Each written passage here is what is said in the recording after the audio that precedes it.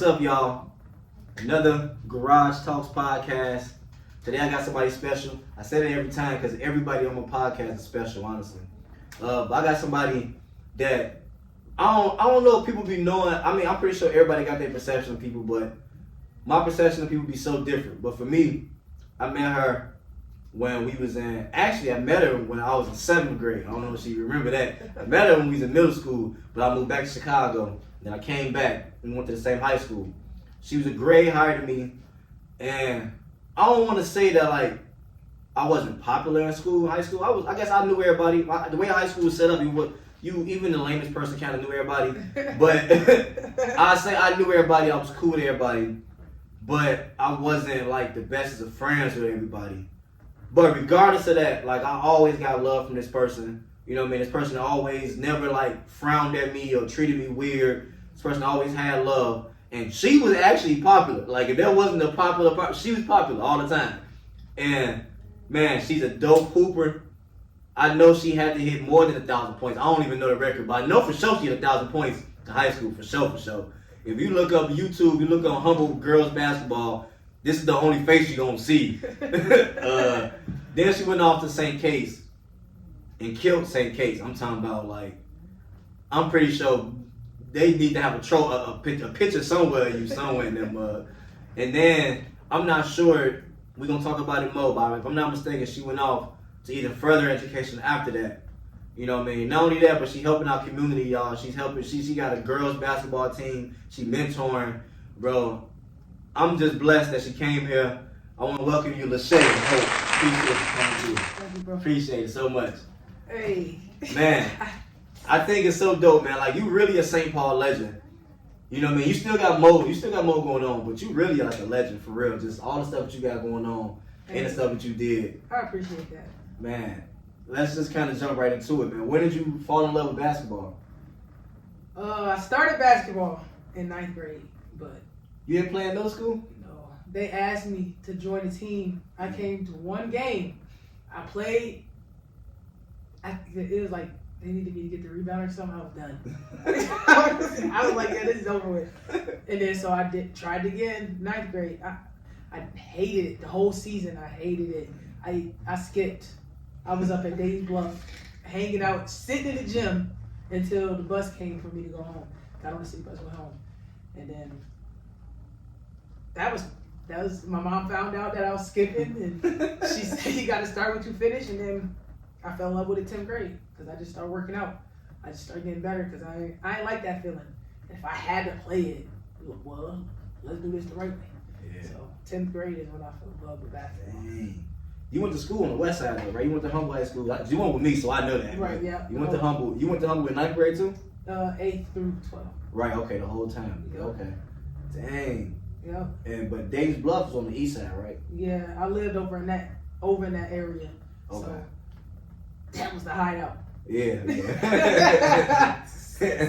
Yeah, because I feel like everybody went to Humble living on the east side. I ain't gonna lie. Well, Yeah. it's the west side. It's from the west side for sure. But Uh-huh. a lot of us It was a good lived split. on the east, yeah, and traveled to the west. Man, tell me, just before we get too deep, that experience. What you said a little bit. Your mama made you kind of keep going, but Yeah. what was your challenges? Why you weren't liking it? What was it about that 9th, 8th, 10th grade? You know. Well, starting something new. I was the new one on the team. Everybody was playing together. They played together before. They played together growing up, and I ain't never played before. So some of my teammates wasn't positive, So I had to deal with mean teammates. I had to deal with their parents in the crowd yelling like, I sub in. They be yelling, wrong sub, coach. I'm like, I'm a kid, like. So like having to deal with that as a kid, that hurt. But like, now that I'm a coach, I realize I went through all that for a reason. Now I can teach my players, well, we don't be mean, that hurt. But once I got over that obstacle and just started working out by myself that summer, it was a wrap when I came back. You couldn't tell me I wasn't the best yet, but I was creeping up. Yeah. I was going with the flow, and boom, that 10th grade year peaked. It was over after that. Man. So yeah, okay. So 10th grade was when it peaked. Yeah. Have you seen the difference? Yep. Okay, because you was in 10th, so I was a freshman. Yeah, I think you was definitely cold. Yeah, I feel like you was cold every time I seen you play. Yeah. By the time then, it was after that. After that ninth grade year, it was up. And it was more so like, it was a little chip on my shoulder too, you know what I'm saying? Like, back then, like, that was my get back. Yeah. Let me show you, let me shut y'all up. And then, you know, it didn't really work for me like that. But, that's what's up. How was high school? Growing up on the east side, going to school on the west? It was a whole lot of city bus action. Man, who you telling? Who you telling? What we do, we go, everybody, the boys and girls have practice at Humboldt. Mm-hmm. Everybody finished, go down to Burger King, El Rio, hooping down at El Rio.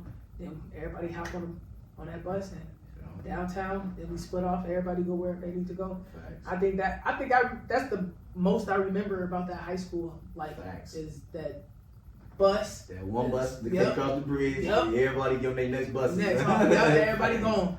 And that was the vibe. Yeah. We stayed at El Rio. We stayed, and that was it. Sometimes we'll hit the church to go eat. Man, facts. I do remember that. And then we out. Facts. How did you like being in Humboldt? What was dope about Humboldt? Why didn't you never transfer and go to school on the east side and nothing like that? Well, when I was in 8th grade, when I was at Humboldt 8th grade, I had two choices, Hardin and Humboldt. Mm-hmm. I went and visited Hardin. I couldn't do it. I didn't like starting new. So I just stuck to what I knew. I don't even want to make no new friends. Having to do that all over again, and at that age when you learning yourself and all, no. Yeah. So I just decided to stay. I'm like, well, being honest, back then I was dating a dude, so we couldn't. I didn't want to go to the same school as him. Oh, you was dating a dude that went to Hardin. Yeah. Okay. We both was at Humboldt. Then he was going to Hardin for high school. Gotcha. And then I was like, I gotta be free. So. Dang, that's funny. I didn't know that. Then I'm like, yeah, that's the one. Yeah. Did school change? I know how it was on the basketball court. Did school change you getting better and stuff? Or how did that look? Yeah. Growing up, I was a really good kid in school, but then I started dealing with stuff. So once my mom wouldn't answer the phone, I was cutting up all in school. So when I got basketball and my coach was in the school too, I didn't cut up weird. You can't cut up, especially when I'm starting to love this thing and I'm learning accountability. So everything did change around. Basketball was what changed that around. Otherwise, I probably would have been in that job cutting up. So yeah, I think that was probably the most beautiful part, having a coach inside the school with you. Who was the coach? Was it Mr. Richardson? Yeah, first it was Mr. Vanderhyde my first year. And he was a math teacher inside there. And then, Mr. Richardson. Okay, I don't think I knew Mr. Vanderhyde. Yeah, I'm like, he was like there, and then maybe he was there before us a long time. Probably, okay, probably. Cause I ain't never meet that guy. Yeah. I knew Mr. Richardson, that was my guy. Yeah. He was super dope. Yeah, he the one. Yeah.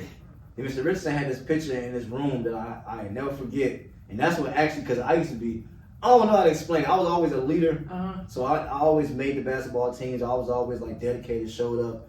But I think I just wasn't the best player. I ain't gonna lie. I wasn't that good. But like, I was always on the team. And I was scared to shoot all the time. But he always had that picture that said something like, you missed 100.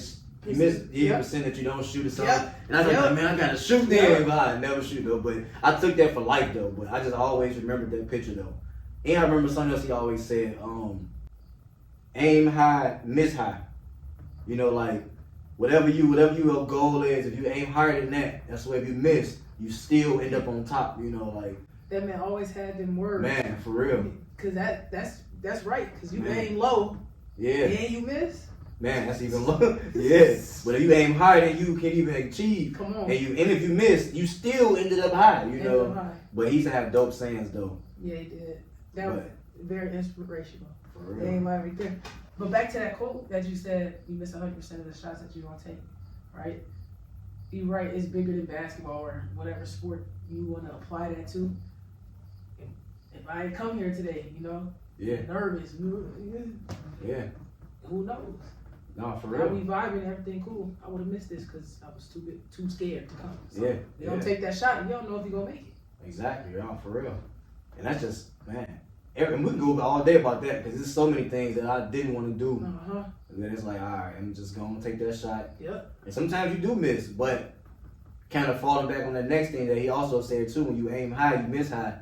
It been times that I missed, but it be like, I missed, but I ain't mad at the miss that I made either though. So I still found something else too throughout that journey. Like, just kind of going like off like what we was talking about before we even started the camera though. Like, that's why, like how we were saying, I don't want my kids to really like want to be an athlete, like to be no professional athlete, but to take all that, like just those two quotes alone, I wouldn't have forgot if I didn't play basketball. Yep. You know what I mean? I wouldn't have got that. Not that, I mean, I don't play basketball at all now. Yeah. But because of basketball, those things stick with me, everything, every day and stuff. So it's like, sports the people that be in the sports, man, is much needed. It's bigger than a sport. No, You for teach real. a life lesson. Way bigger than that sport. Man. Give me some. All right, look, so what you check it got out. about, yeah. I'm like, here we go. Now, high school over, I got my 1,000-point, you know. No, it ain't over yet. We in high school. We still in yeah, high we school? still in high school. All right. It's hard, you know. We used to have class together. See, I don't even You know, remember. because school was so far long ago. I know. I'm trying to bring you back to that. I remember I can only remember like my junior, senior year. I remember my junior year because you was a senior my junior year.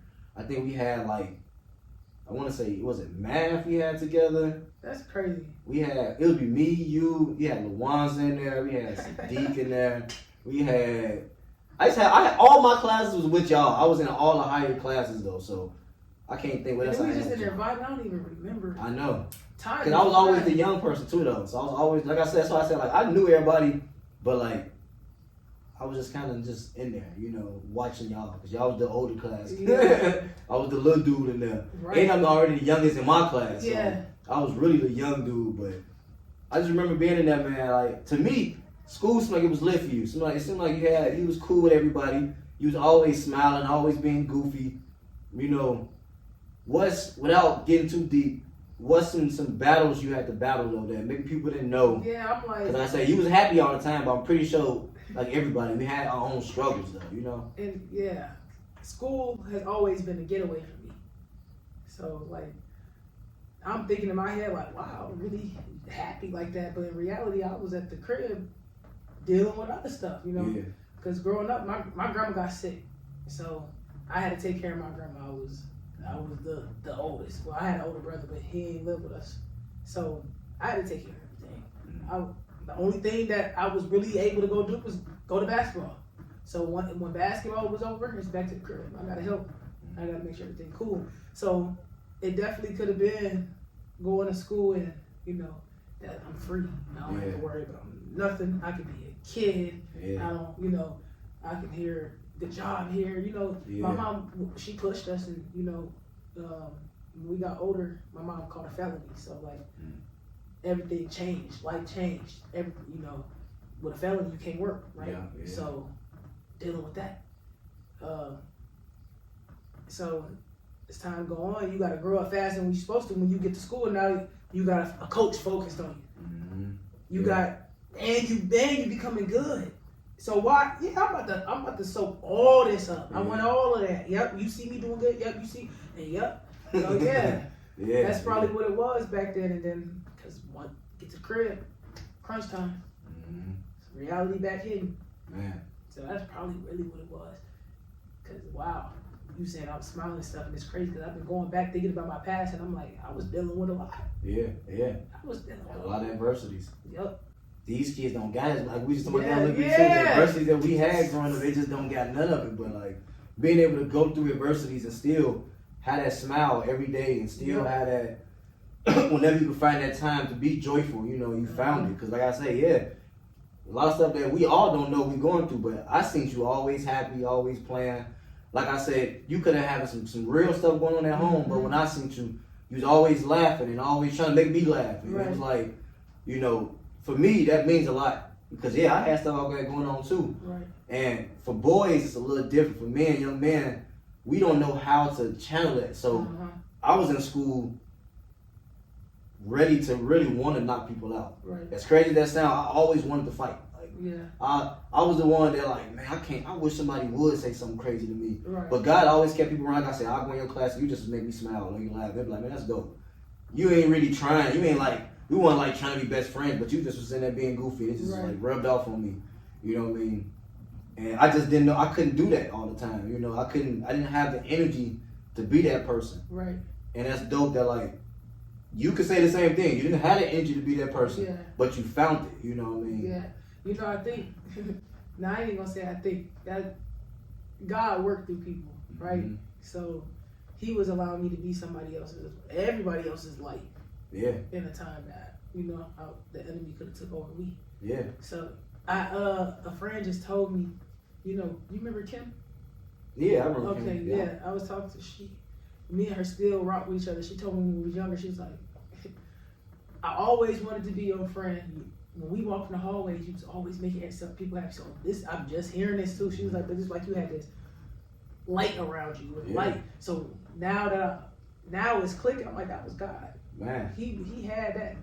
He had me being using me, and that's why the enemy wanted me down. You know what I'm saying? Mm-hmm. So that's why. Yeah. Sometimes we all need to hear that, cause you had to go home and fight whatever that demon was. Yep. But you was bringing light to everybody else that, in a sense, wasn't as strong as you. You know what I mean? No matter how anybody want to say it, like I obviously wasn't as strong as you because I couldn't come to school and bring that light. Mm-hmm. My demons at home was killing me. Right. I couldn't, but your demons was killing you too. But you was coming in and bringing us light. You know what I mean? Right. So I just think that's so dope, and I'm glad that it's a full circle that we all get to still connect. Still, you know what I mean? Because it's such a blessing. But let's just kind of get into basketball a little bit. All right. When did you hit the 1,000 points? Do you remember when? I think it was at Minnehaha Academy. Senior year, it had a couple games in. So I think it had been a couple games. I think I finished with like 1,400 or something. Or something like that, 1,500. I kind of do remember. I know that in my mind it was something big because my mom was there. And my mom, she usually had to be at home to take care of my grandma. So I'm like, my mom here, it's something going on. Oh, so you didn't even really know until like. Yeah. Because I mean, the schools keep records. They must already know. Oh, she got that 1,000 today. Yep, and then they get to call the people and make sure everybody there. So I was like, once I caught that, I'm like, oh yeah, I know I'm about to hit this shot. Yeah. So then I was feeling it. Once I hit that John Boy. And I hit it right at the beginning at their home, so like that felt good. Yeah. And to only know that I did it again in college like that. Man, look, we gonna get that too. That's crazy. That's what I'm saying. That's crazy. You a legend, like man. People, I know people that be. I hear 1,000 points in high school. That's what's up. I'm glad. Like, what do you do after that? Yeah. Like, damn, you went off to this on a different level too. Like, that's crazy. But before we get there though, tell me, man, what was that mentality in high school? You had to like just basketball. You had to have some type of dog. Like, was it just that easy for you? What was up? I think it's just the hard work. I've always been a hard worker with everything. Growing up, hard work, and my mom instilled that in us. It wasn't no lazy stuff. So if you're gonna do something, you might as well give 100%. If you're gonna do something, you better be the best at it. Like she would straight up tell us that. Like. Even if you're going to be something negative. Mom said that all the time. You better be the best drug dealer out. I'm trying to say it, but that's how my mama was too, though. Like, And then she like, and if you're going to do it, be the leader of it. Exactly. Don't go follow and do it. That's goofy. Run that. And that's just, my parents was game bangers. Yeah, so, like, they that now, then, when I look back and I'm throwing up gang signs as a kid, that's like, what? But now that I'm older and I'm out of that, like, I was saved from that. It's like the loyalty, everything that I learned from back then. That's what out there. I know that I got gang banging parents. I'm not about to go get pumped on the court. You know what I'm saying? Like, so in reality, that's what it is. That's what put the dog in me. The dog was I just put it in a different direction, different setting, different placement. Yeah. And so you ain't about to punk me out here. I'm not about to get hold. Like.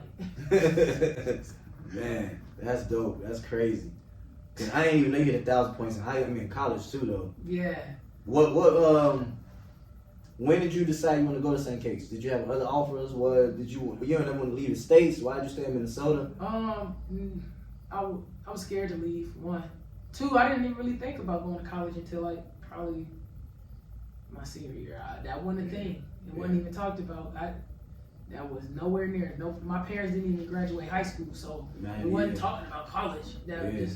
But my coach, my godmom, actually, she graduated college, and she's been my mom's best friend forever. So she kind of just had a little radar on us over the years, And she would make me talk about college. You going? Back in my head, I'm not. Like, but when I had a couple coaches, Augsburg came and went to little school. I don't know nothing about basketball. I don't watch basketball. I'm not taking it that serious. So I'm not like, why? I don't know why they're here. So St. Mary's, like, they'll come, it'll be cool. I'm like, but the St. Kate's, I went to go visit Augsburg. St. Kate's, I like St. Kate's. It was smaller. I like the small. I don't want nothing big.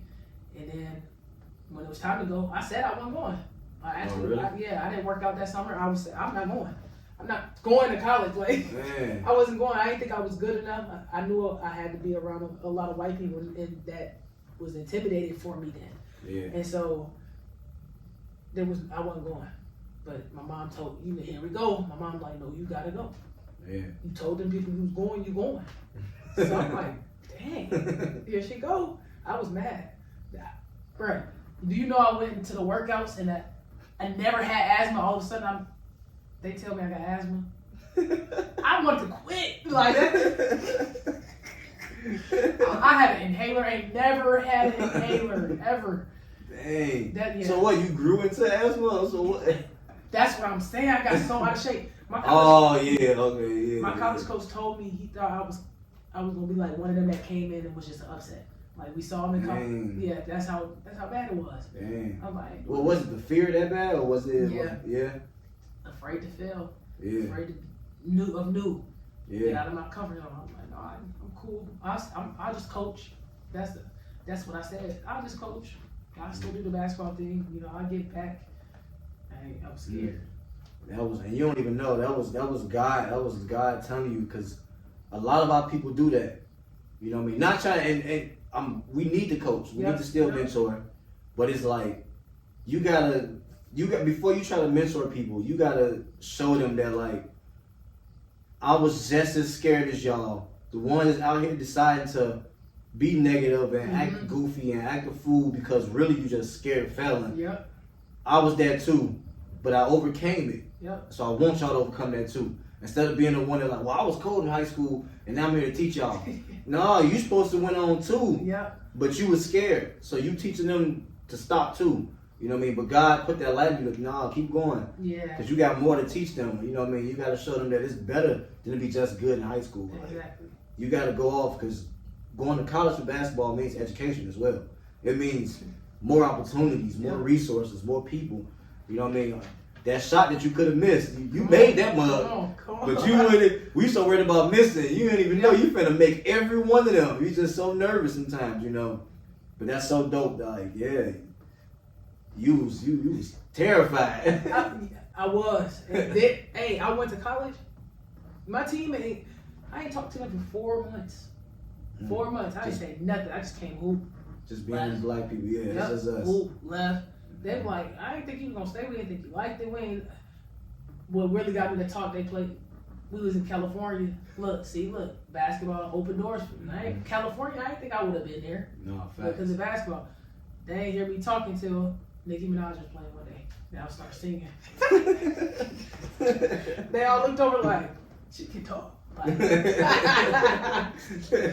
no, but it's not something I wouldn't experience that again. That's the college thing. That was like one and done. But like, I'm thankful that I did. Because even then, I in high school, I'm gonna sit in the front of class. I went to college, I started sitting in the back of class. Everything I felt, like I wasn't it.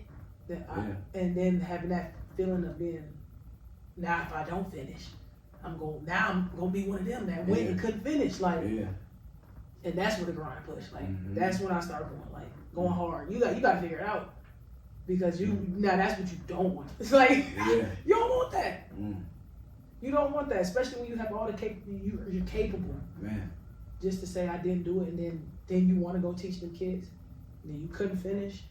just because you wasn't applying yourself. That's what it is, sitting back in class. Don't raise your hand. Don't ask for help because you're too worried. Yeah, that's so crazy because you don't even know, but that's a lot of gems because, like, I went through that same thing too, going to the U of M. That's why I dropped out. But God got me to get back into college. I'm glad I went back to college. I ended up going to Texas and I graduated and top and woo. But the point that I'm making is that, like, us as our community, you know what I mean? I'm pretty sure other communities too, but specifically us black people in our community, we so used to being in our small environment where we already is pushed down by our own people. We already low-key feel insecure. But in our own little circle, somewhere, somehow, we decide that, like, we is good. You know, at Humboldt, you end up noticing I am good. All these teachers giving me love, and it's so dope here. I don't want to go outside this, is outside this. I'm not that good. We tell ourselves, we trick ourselves that once I'm in the world, past our little community, I'm really ain't nothing. I'm really just a number, and I'm really ain't going. When it's like, no, you was the light here because you're gonna be the light everywhere you go. You just gotta stop being so stuck to our little community and allowing whatever negativity come in to tell us that's what it is. You know, like I had just graduated from this construction class, and in my speech, that's what I said that, like, we gotta hold on to every small. Congratulations. Appreciate that. We gotta hold on to every quote unquote small. They literally tell us in a small accomplishment with pride, because whenever we mess up, the world, your friends, your homies, they love to remind you of that fuck up that you did and make you feel like you're a fuck up because of the small. Because the fuck up is really small. Them be the small shit. The accomplishments be the big things. But for some reason, we as, oh man, I just did this little construction class.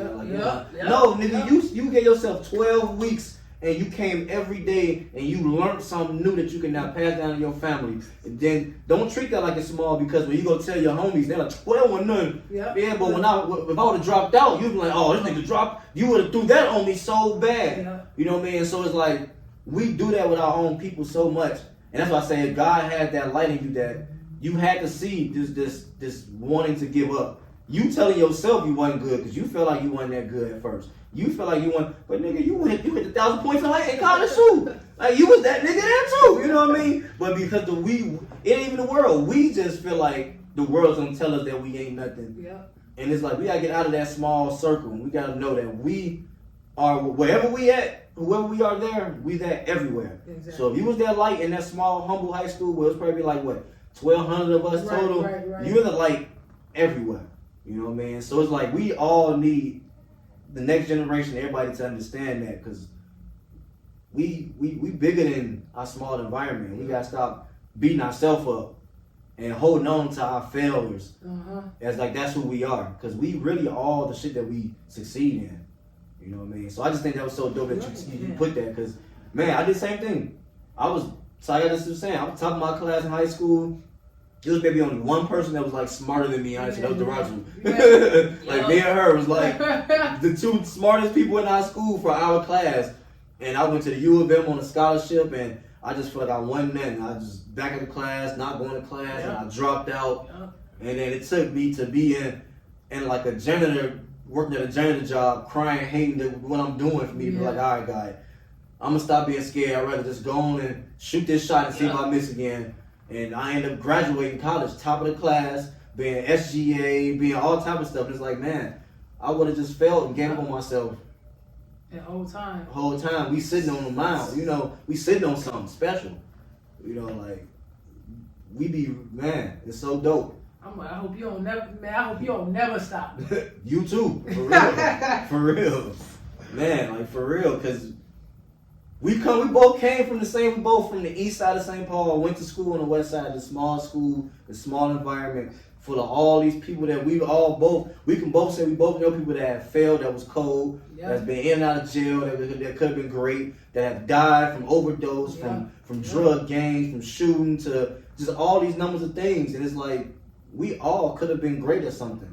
And we've allowed the negativity and the devil, the devil, to hold them, to grab us, and we got to keep pushing that light in our community, because there's so many Lashays and Andres in our community. We see it all the time. I know you see it on your teams all the time. You know what I mean? I see it every gym I go to, every school I'm at. Like we see it. It's So it's all like in our face. You ain't lying. we need them to know that we can keep doing this. It ain't just us two. And not to say that we like some goats, but We are. for sure. You know, but like man, like I hear you. all of us can, you know, so it's like man. And that's why that's why I can't give it up. Yeah. That's why I do what I do. Facts. Because it's so many. Mm-hmm. And if you can reel them in. For real. Just keep pushing that, getting them higher self-esteem. They always try to tell black people that we can't be to calm down and we can't be confident. You know? Don't be cocky. Cocky is different. Cocky means you ain't putting no work in. You just want to look. But being confident from the hard work that you put in, we gotta continue to do that. You know what I mean? We need them people to keep telling us good job, great job, and you're doing great. And feel like we are. And feel like it. So if you go out in this world, so we go out in this world, we can continue to do that. Because the world makes us feel like we ain't nothing, man. So you decided to go to St. Kate's. Yeah, we got. Speaking of alumni day coming, I'm gonna let you know the information. For sure. That's gonna be dope. You gonna play? Yeah. I'm about to do a little something. How's it gonna go? Is y'all gonna play like the people that's there, or they gonna play each other? I think we're supposed to play each other if we have enough, because they got a game right after. So yeah, I'm about to go in there and remind you them. still be hooping? Yeah, we played in the Gusmacker. My team played. Okay. We got second place. We played against the Minnesota Vixens, the girls football team from Minnesota. We played against them, but I sprained my ankle. Got up, played 3 more games. But yeah, I gotta keep hooping. I hoop with my girls when I'm coaching them. Okay. Because if you can go, you playing against me all day. Yeah, exactly. That's how you get better. Yeah. Ain't no sitting back. Hey, you do this. I'm in the field with them. Yeah, for sure. Man, St. Kate's.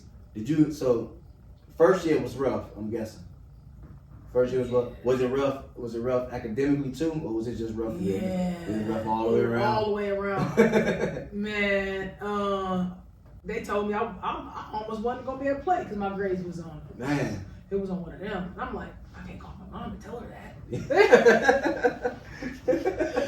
If the kids want to come watch me play and I'm not playing, like that was the push every time. I didn't want nobody to see that, you know. So I'm like, nope. Buckle down, put me in them study halls, I'm in trouble, whatever. Do what you gotta do, because I gotta be on this floor. Yeah. After that freshman year though, I was cool. You know, the schooling was, you know, I still didn't trust people and was talking to people like that, so it was still a little hard. I did an extra year of schooling, so after I was done playing, I did 5 years. So the schooling wasn't always. Yeah, but you got it done. You know. Yeah. For sure. And I'm like, now if I was in them classes, you couldn't tell me nothing. My confidence. So you know, like the only thing, if I could rewind time, I'll go back in them classes, and sit in the front of that class. Right in the beginning. Yeah. But other than that, no, the story happened like that for a reason. But yeah, it was cool. I think the biggest adjustment from the game from high school to college was that shot clock. That was the biggest adjustment, because the crowd, like, they'd be yelling at me, count down. And I'm goofy and I'm shooting the ball. We still got 10 seconds. We still got 7 seconds. Now I'm in trouble. Look, now I'm not mentally there. That first year, I wasn't mentally there. I was shut down. If I get the ball stolen, you know, I'd have stopped in the middle of the court. So like, it'd be stuff like that. So having to deal with that difference was the biggest. Yeah, we're gonna get back on shot clock. I just want, because I think people don't realize the gems they drop when they be talking about their life, but I just wanted to peep. I hope somebody peeped this. Like, pride is a great thing. We looked at pride as wrong. Like, that was your pride that kept you going. Not pride like, I'm pride, so I'm just going to try. No, pride was, I can't let my babies not see me on this court. Yeah. So now I gotta be vulnerable and go to these study halls. No. Not like, I'm gonna put my pride, ain't gonna let me go to vulnerable, ain't gonna let me go to study. No, pride should make you go. Because you're proud of who you are, where you come from. And you know the people where you come from they come see you. And if they see I ain't playing, that's hurting my pride. So now I need to be vulnerable so that my pride can stay being proud. Exactly. You know what I mean? Like, people be thinking pride is like, man, you put your pride to the side. No, use your pride and go be vulnerable. Because, you know what I mean? We always like, I gotta put my pride to the side. I think I always say that a lot too. I gotta put my pride to the side so I can go tell these people that I don't know nothing. No, you're proud. Be proud and know that I need to go get help before I really be hurt pridefully when my people see that I ain't got it. Yeah. You know what I mean? So hopefully somebody catch that too though. But like, yeah, you have to use your pride to be like, where I come from, they coming to see me. I gotta make sure my shit is on top. So if I gotta go in their study halls, if I gotta go beg these teachers to help me some more, that's what I gotta do. That's not putting my pride to the side. That's actually putting it in front of me. You know what I mean? To make sure I get what I need to get done. Damn, I'm still in that. That just came. It just came now. Like just hearing it, because man, that's real. That is real. You know, and then just anytime this whole podcast is literally for our next generation to learn and for us to heal too. But for them to learn stuff like this that maybe we didn't know we had this in us, but they need to hear it, and we did the journey so that they can get better. You know what I mean? Exactly. But that's why my ancestors' wildest dreams. Literally, you know, you gotta wear that on your sleeve, because for real, we're not gonna be here one day and like, what did you do? Did you help anybody under you from your story? Exactly. Did your story tell a story and help somebody else? And help push somebody else up. Or did you just throw it to the side? Literally, you know, for real. Man, I just had to drop that because I'm like, as you was talking, I'm like, that wasn't pride to the side. That was using your pride to move forward. You know what I mean? Keep growing. Man. But yeah, shot clock. Basketball. So what you mean? In high school, ain't no shot clock? No. I think it is now. No, as you speak, I think it wasn't. I think it was more like, it wasn't no shot clock. We was running that time down. Yeah, it was like if somebody holding you, guarding you, you got like 5 seconds of the ball. But other than that, yeah, you're right. It wasn't no shot clock. Exactly. You just keep passing that ball around all day. That's how people was winning. Yeah, holding that ball.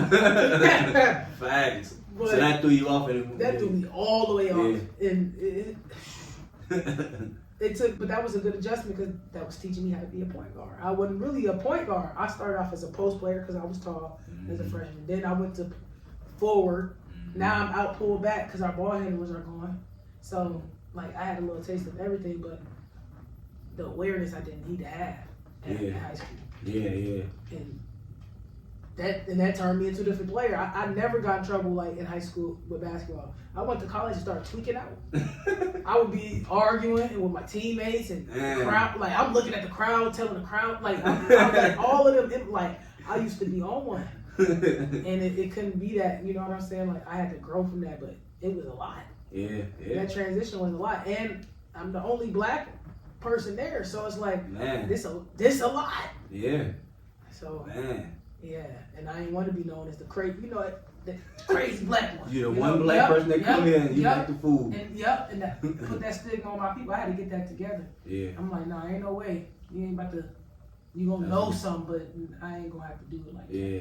So that was like that freshman year? That freshman year. Did it turn around sophomore year there too? I think, because I got back in the gym. Because that year before I wasn't working out. And that really shows. When you not putting in that time, boy, I tell you, it's going to show. And it's going to play with your head. You can you're going to be crash out like the kids be saying. That's good stuff now.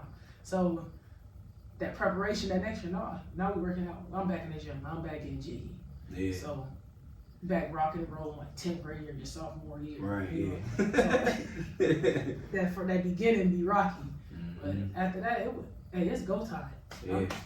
I'm breaking records now. Man. I'm player of the week, back to back. It wasn't no more of that. I couldn't go out. I knew I had to come back. Yeah. And I'm about to come back the same player. No. Definitely can't. That's embarrassing. Facts. Had to use that pride to push forward. Yeah, let's go. Let's get it. Facts. Lashay, what?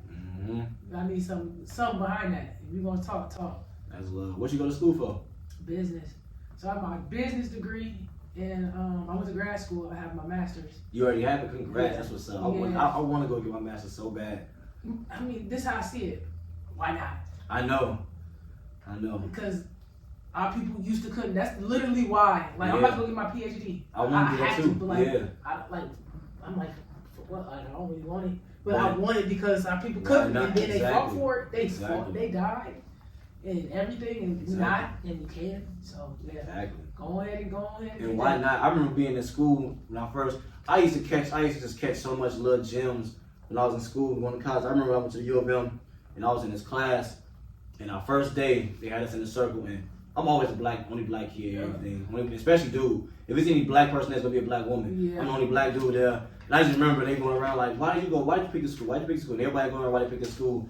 And every white kid's like, yeah, man, my mom and dad went here, so I was just like, yeah, my mom. I'm just like, black kids don't go to college. We don't know motherfucker that went to college except for our high school staff. Exactly. Like, and they don't even look like us. You know, really.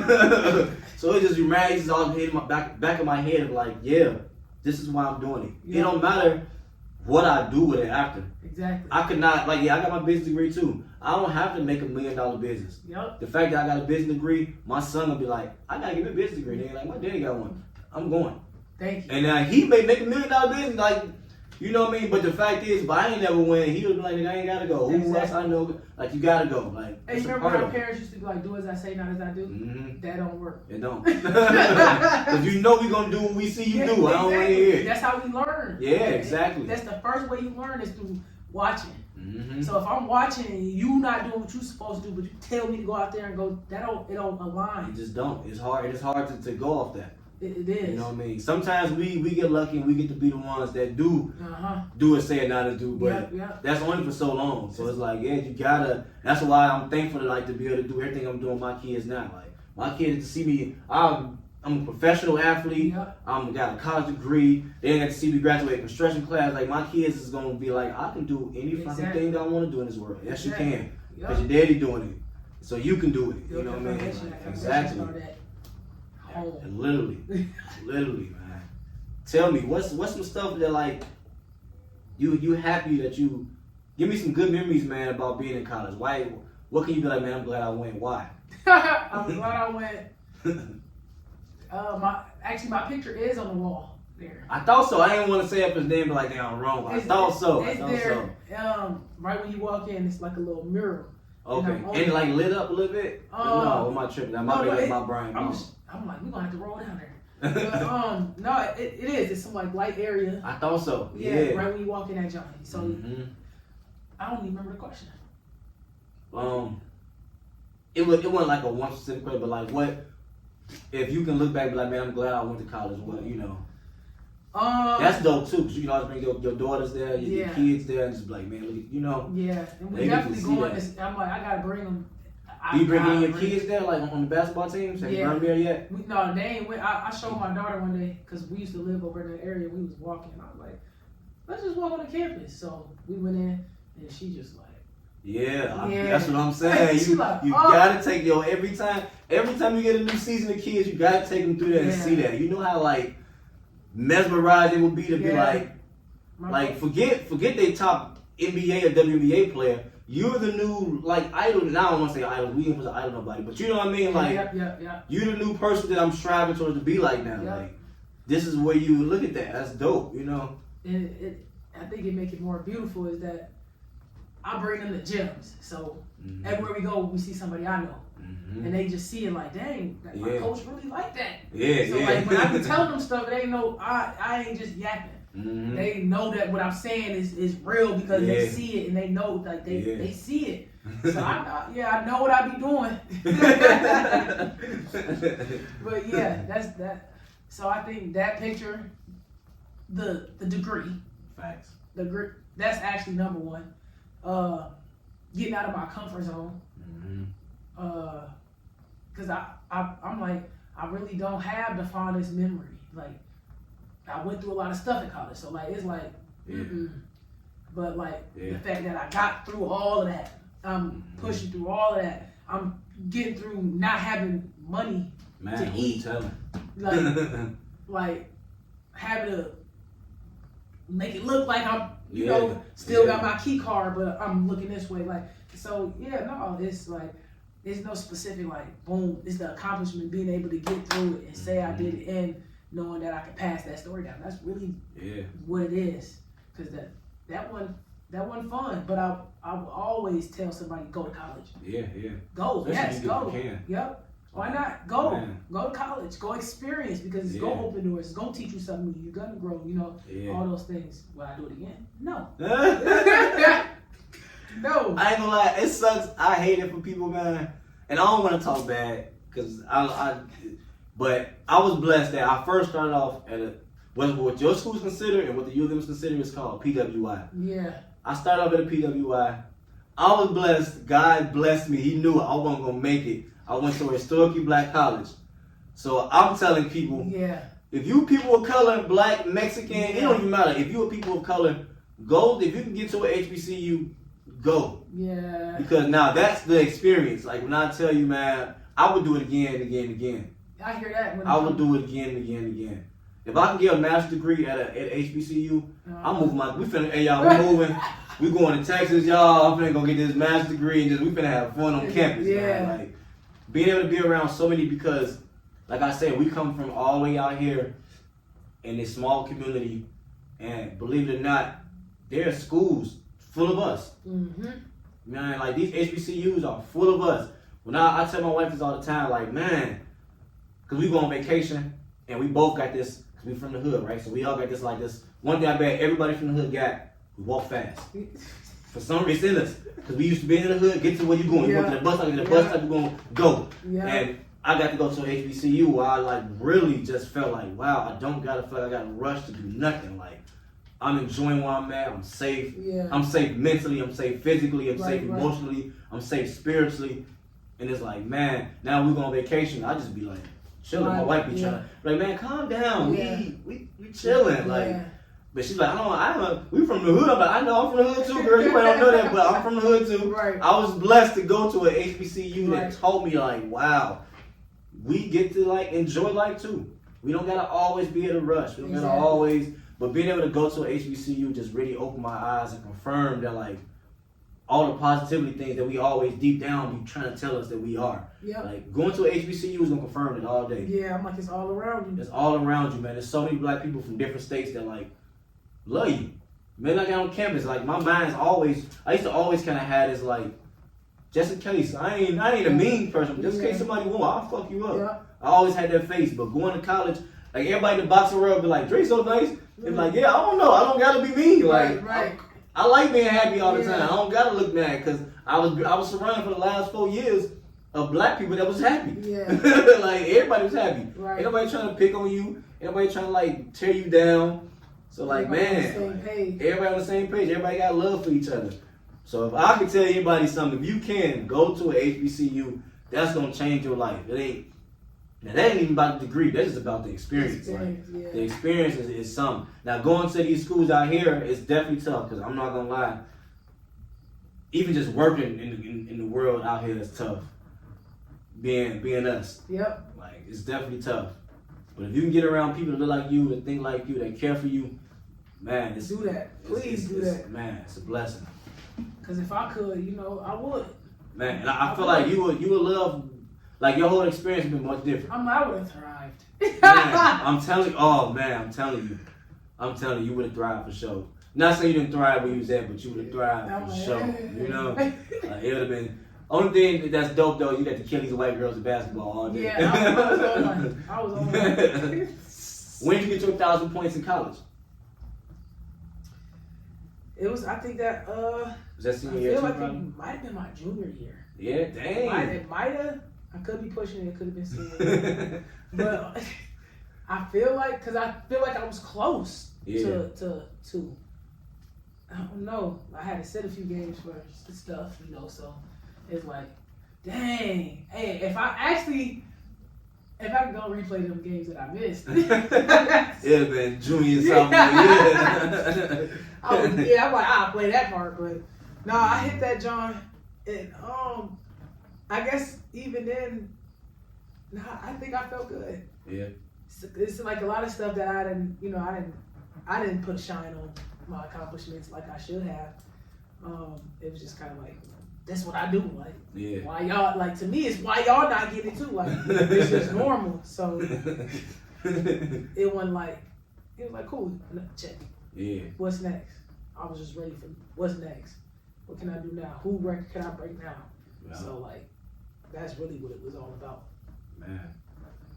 You ain't never thought about being a WNBA and nothing like that? So how I said I did a 5th year at school? So during that 5th year, I went to try out for a semi-pro team, so I went to Missouri and everything. I kind of kept it on the low, just in case, I ain't gonna put people on. But I ended up making the team, but then they end up telling me, oh, you know, I graduated all the way at the end. So I made the team, everything. I went through hell. And I'm telling you, hell, because at half, I was like, I'm leaving. Oh, my mama, I was about to leave. I'm out. I'm not doing this. But I finished through, and I guess it was worth it now because I can tell girls, like, I know how to get through this. But I still be thinking about going. I'm like, I feel like I don't want to go for like a whole season. I just want to go experience and have like a week contract type deal. Just to be able to go say I did it. And I know that I can, but I also know where I'm supposed to be with the kids, you know what I'm saying? Because if I would have started basketball earlier, I would be in the WNBA. I know that for certain. No, but thanks. It's them kids. So also, I'm keeping in the books, like, I got to keep working out because I might just get a role in a movie.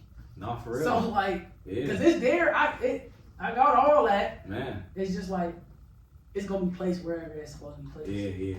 You ain't have no connections with the NBA, WNBA, nothing like that?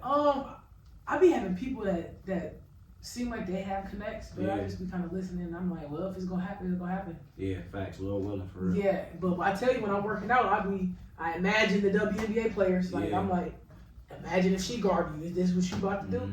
So I make sure I keep that open. Yeah. I'm not shutting I'm just going to put this out here now. I don't know who be watching, but it ain't even about you being in the WNBA, but I put that God's going to just put you to be surrounded with them type of people because, like I say, it's going to go crazy outside. That was God. Man. Like, but, talk that. Man, for real. But I put that, like, because you a real life St. Paul legend, like, and I just feel like people don't put respect on the name of hard work for real. Everybody just want the shine and who is the code, who got the most likes on social media and the most popular. But like people like you, it's supposed to be like people like Mr. T. I don't know if you know Mr. T is like Peter the Fool, that dude, right? Yeah. Like people like him. He wasn't nobody but like a security guard. Yeah. But because he was so popular, he got all the connects. That's how he got to become who he is. You know what I mean? And it's like stuff like that. Like you supposed to be connected. Like if the WNBA doing stuff out here, they should want you to be a part of it. Even if it's like having the girls basketball helping you helping them do some fundraising with the girls teams. Right. You doing some, they want to come out for y'all. What's the name of the program that you work for with the girls? My program, we Lady Legends.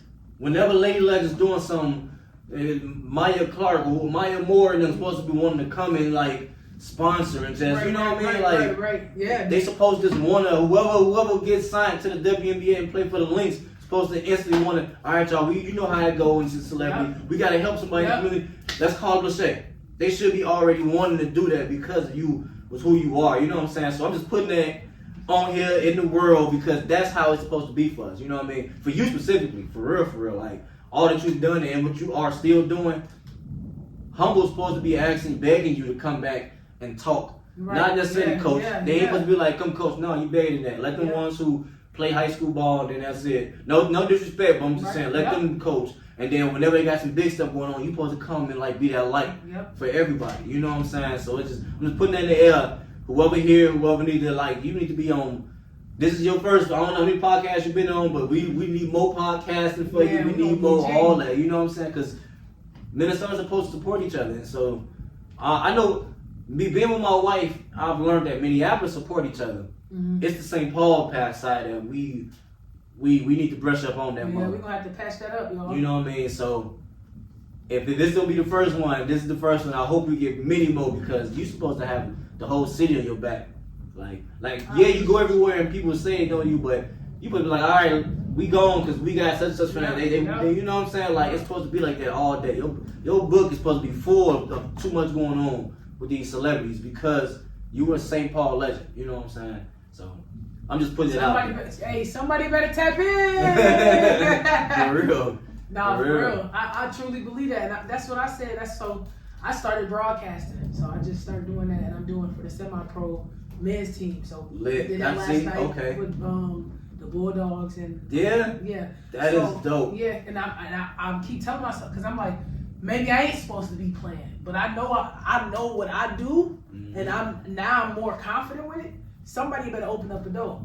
I need to be at somebody's table. Yeah. Because I got a lot to something. offer, and I got kids. I really got kids that got a lot to offer. Exactly. And y'all gonna be sad that y'all ain't tap in because I wasn't big enough, or I don't have, like you said, the likes. And you know, everybody ain't pouring into my social media. It's like somebody gonna see it. Exactly. Somebody gonna be like, Leah, come. Hopefully it's Don Staley and Asia Wilson, but you know. Hey, you gotta speak into existence. Yeah, you know, you got to. That's so dope. Because for real. Miss Don Staley, my mom and grandma would be on me if I said that. Man, tell me, we can get into it. Tell me a little bit about your mentorship. What's the name of it, where you at, what you doing? Give me some rundowns. All right, so boom. Me and my best friend started a girls group in 2022, I think it was. So, and that was called NLG, No Limit Girls. So we were just a program for girls of color to come together. 2nd grade through 8th grade, we had people, you know, volunteering, and we had it in high school at some point. But we were just grabbing kids, and what it was is I would hit up people that I know that I went to school with, and I'm like, hey, you got a daughter, put her here. Because I just feel like, you know, we got to give back. Even the people that I wasn't getting along with or didn't like me like that, I don't care about all that. It's about these kids, you know what I'm saying? Because these are really big, you know, I don't want them to be who we are or was, or, you know, we got to kill that. So me and my best friend, we got jiggy with that for a couple years. And then that summer, I'm like, I love basketball. So there's no way we can't have all these girls here and we're not doing basketball. So we started doing No Limit Girls basketball. I started getting real focused with that. My best friend, you know, she started just doing the girls group stuff, and so we went. I had the girls. They named it Lady Legends. I ain't even had nothing to do with that. I said, y'all do y'all, and these names that we come with, y'all tell me why. And it was literally, you know, they're like, well, obviously we ladies, right? And then Legends, they want to put something on this world that is always remembered. You know, so we kind of just live by that. We always say live like a legend, walk like a legend, think like a legend, everything think, because you're going to be remembered. So with this program, you know, we done branched off with basketball. You know, it's not just basketball, so I'm mentoring. Yeah. Right? So it's really just tapping in with the kids. It's kind of like being an extra parent. Yeah. You know, because I can't just see you one weekend. I mean, one day a week, and be like, yeah, and that's it. And they come back Wednesday again, and you know, think that what I'm saying is connected. It's not gonna work like that. You know, so you got to tap in daily. You got to tap in with school and emotions and mental, and then the sport. So I think that's somebody need to take that. When you coaching, is mentoring. You're parenting. Literally. You're growing. You know, you helping build this kid of like. It's like a flower. If you're not watering it and feeding it and speaking life into it, it ain't gonna grow right. And if it does, it's limpy here and it's dead over here. You gotta put all that work in. You got a flower. You gotta make sure you got sun. And so now I was a teacher for a couple years. I loved it. All my kids shot up like they. Where you teach at? The Journey School. It's a small charter school, K through 8, over on St. Paul University. Lexington going down. So, you know, Central on this side. Yeah. So going down that way is over there. Okay. And I had the same group of kids, so I was kind of the TA the first year when I was going through the schooling. And then 1st and 2nd grade, I had my same kids, all of them reading above, you know, grade level, you know. So, but that was cool. I was great at it. I'm a raw teacher, but I wasn't reaching enough kids. Yeah. So now I'm doing a mentoring with the Sunday Foundation called Dream Line. So now I'm doing what I do, mentoring, but now at the high school level. So it's just, I think everybody should be a mentor. Man, if you got a story, snatch kid. Yeah. Please just take one kid, because if one kid has one person to believe in them, just one, and they're consistently, not every Wednesday. Like maybe I only can see you every Wednesday, but you're gonna hear from me. You're gonna hear from me some way, shape, or form. It's just like being a parent. So. And then you just take that and you keep pushing. Then you do the basketball stuff. Yeah, for real. That's beautiful, for real. I just want to make sure you shine that on there, because that's so dope, man. Like, I know I got to meet some of your girls over the summer. They got to come out and do some boxing training and stuff, man. I really appreciate you bringing them through, doing that for real. That was super dope. They still ask about you. I know. We know his schedules be tough, but as soon as we get them back, we'll get them back. Because for me too, that's just my mindset. Like, and I hate to keep always trying to bring it back to specifically our color, but we just don't got enough. So it's, for me, it's always our color though, you know. But as a black man, if I see any child, man, young man, like, you're supposed to always be giving them something. Yep.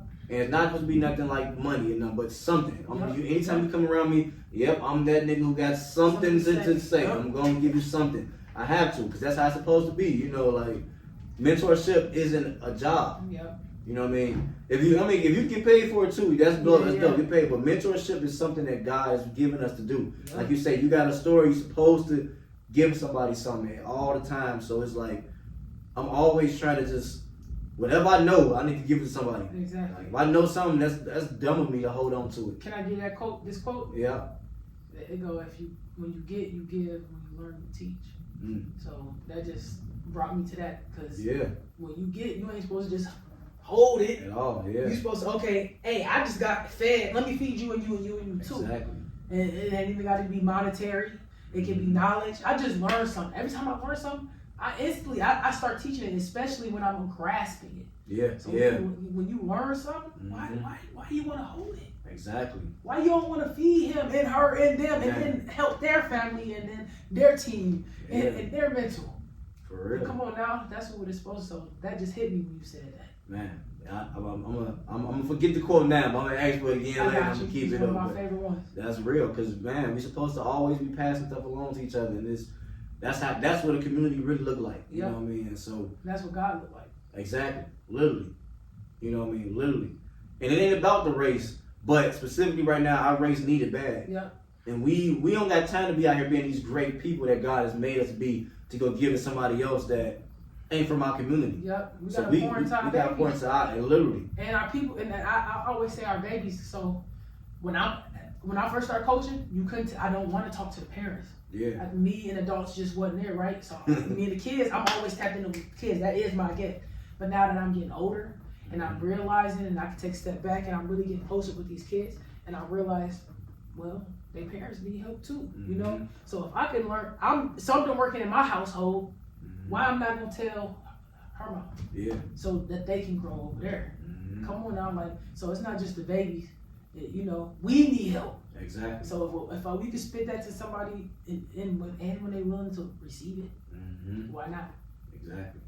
Which usually a lot of the beautiful thing about being a great mentor, if you can get to these people, kids, sometimes, I can't say all the time, but a lot of times, these parents be like, it's some of the kids seeing you, so let me just... They break bed and fold. I know exactly. This. I know this. The way my players are receptive to me, you know, even when they going through something, or they don't even have words, because we all go through stuff, you know, you're learning, you're growing, and the fact that they come sit and they be cool, just sitting there next to me, their parents peep that. So why I ain't gonna want to drop you off? Why I ain't gonna make sure you at this? Why, you know, like you said, it's not like that for everybody. It's not made that way, but even, you know, when parents see somebody tapping into their child, why? Yes, exactly. they just might break their back for you. For real. How you keep women basketball alive? The coaching piece. Well, obviously, like, I try to pour into about what I know. So I ain't grow up watching basketball, not at all, not one bit. Not in high school, not in college. So I didn't have a favorite player. Like, I didn't do none of that. So now that I'm becoming a coach, and I have to be more pay attention to what's going on in the world, so I can feed my girls the right information and how to send them and where to, you know, show them who they can be. Now I'm able to watch the game and now teach the game. I'm showing them, you know, what women's basketball look like, college basketball look like. So by showing up under me is really how I'm keeping it alive, by you know, teaching them life so they can be those next people. That's really how the best way I can keep it alive. And then by reading, I read a lot.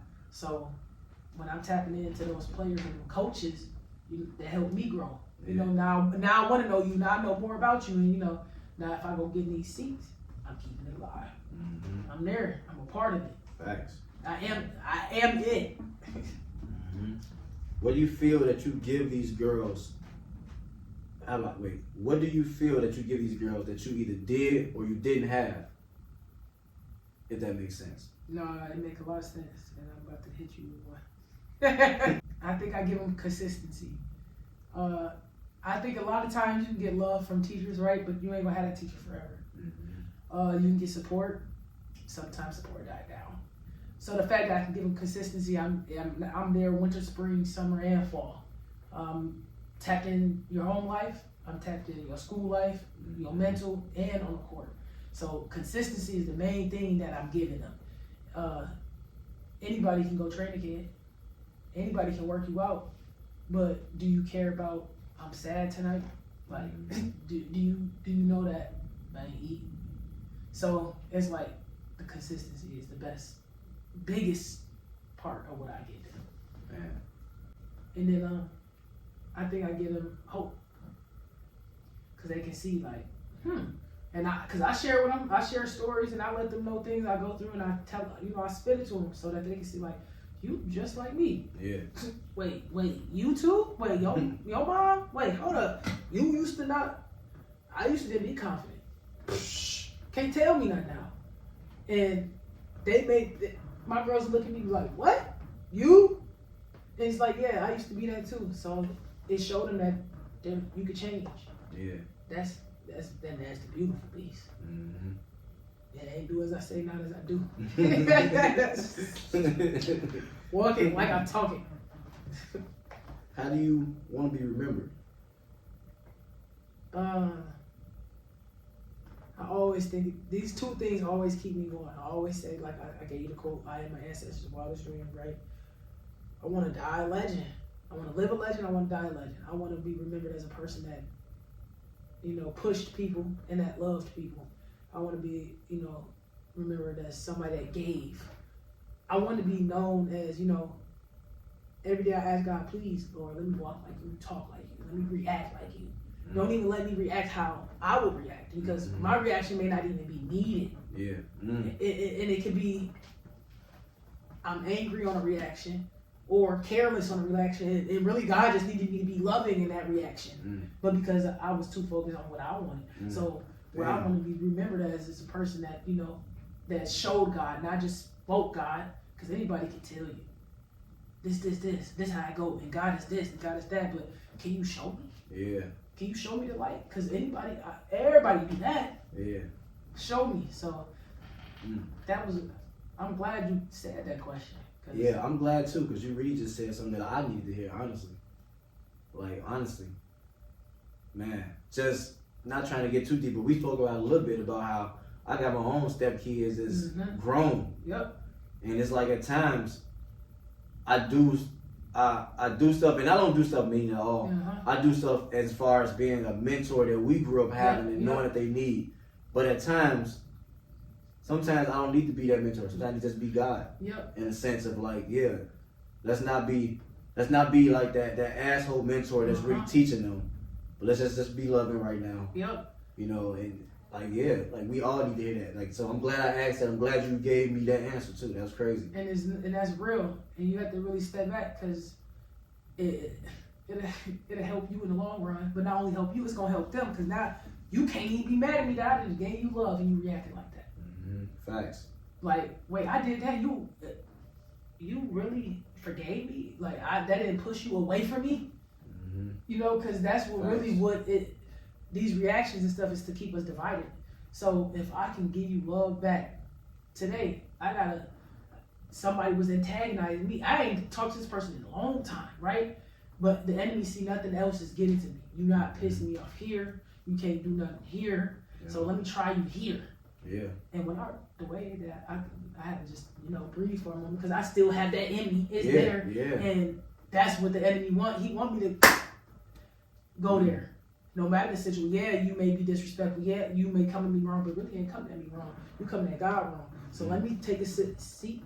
Let me look back at the situation and let me see how I can kill you with kindness. And after that, I wasn't flustered. I wasn't mad. I wasn't angry. It felt good. So yeah, you gotta react the way God wants you to react. It ain't about you. It's never about you. No, for real, man. I needed that one. Yeah.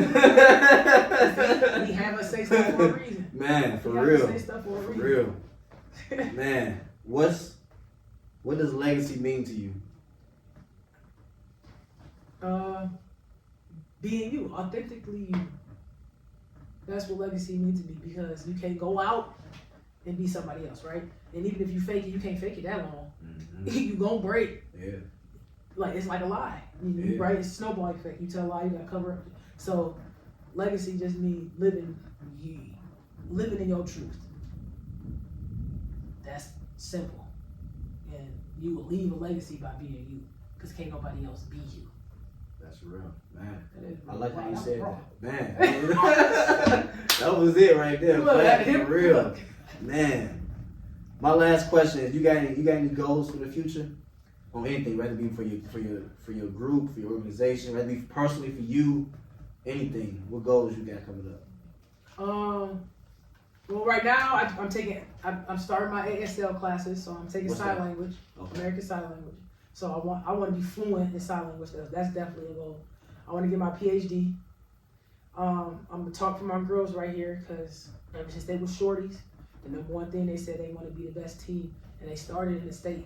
But now that they older and they realize how big this thing get, they talking, they want to be the best in the world. So live like a legend. I want to coach. I'm gonna be the best coach off that, and that's just me standing on that. That's my goal. I wake up every day and see that on my poster. I want to be the best coach. So that's what I want. Live like a legend and die like a legend. Man, I really appreciate all this. I appreciate you coming out here, for real. That's so dope. Thank you for having me. Man, real quick, tell them, where can they find you at? Oh yeah, for sure. First off, you can catch me on the court at Hardin High School.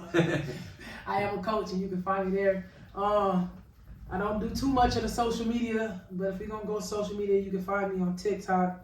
I'm dropping inspirational quotes and trying to help you with life on there. You might catch some basketball on there, and you might get a little dance or two. But find me at TYX045, TyX045. Holla at me, man. Man, I really appreciate this. This is the last thing I got. It's something new. This is something I've been wanting to do when I first made this. And I'm like, my money ain't there yet. But over time, my money get there. I want to be able to do this for every person that I have come on here. I say this over and over, but I'm not trying to ever make this a platform where, like, yo, I got this bread. I don't care about nobody's money. I'm never asking for nobody's money. I'm never trying to pay nobody to get on it either. Right. I want this to really be like God's sanctuary for healing and helping the next generation. And what I have come on here is because y'all mutually want to be on here as bad as I want you to be on here. And everybody that come on here got a story. Now, everybody's not blessed to be a boxer like me. I'm a boxer. I've been blessed to have what we get as when you're a champion, you get a belt. Everybody want to be a pro and get world title belts. You know what I mean? I had to make my own belt. And I think everybody that come on here is a champion. That's what I wanted to do. And when I first thought of this, I was like, I want the first person to come on here, I want it to be special, for real, for real. I've met a lot of people that's dope, and I've had come on throughout my life. But I was like, I don't remember. I don't know if you remember, but I hit you up a long time ago. Like, I want you on my podcast. Yeah. And this is because when I do this, but this is because like I really want to do this. And I can't think of nobody else right now to do this with but Lashay. Like, it literally just don't make no sense. Yeah. But I literally look at you as a champion. And I think it's only right if you leave here feeling and forever feeling like Garage Talks and me, Andre, want you to know that you're a champion. So I got something on here that I want to start doing this to everybody, but I got something for you first specifically. But I made your own Garage Talks belt, man. It ain't like a big belt, but got the Garage Talks label. I forgot what else to say on there. It say empowered overseer, right? Yeah. I think it say empowered overseer. It does. So I got a people call me Big CEO. I made my own name, Andre Big CEO. And other people don't really know what that stands for. People they just think of like CEO boss, which really stands for what? Chief Executive Officer. I understand that, but everything I do is with God. And so my CEO stands for Christ Empowered Overseer. I look at it like God gave me, and you as well, a lot of people, but like Christ, He's gave us this power. Mm-hmm. We're empowered to oversee His people. You know what I mean? Like, that's literally what you're doing. So that's what Big CEO stands for. Anybody never knew what that stood for. It stands for Big Christ-empowered overseer. That's how God see me. That's how I see you. So I want to make sure you walk away with your own little champion belt, because you are a champion with your own journey, with your life, and what you're doing, man. So I really appreciate you coming through. And I thank you for even though you were scared, you came through, for real. All right. Appreciate you, Lashay, man. It really means a lot. That's all I got. Peace.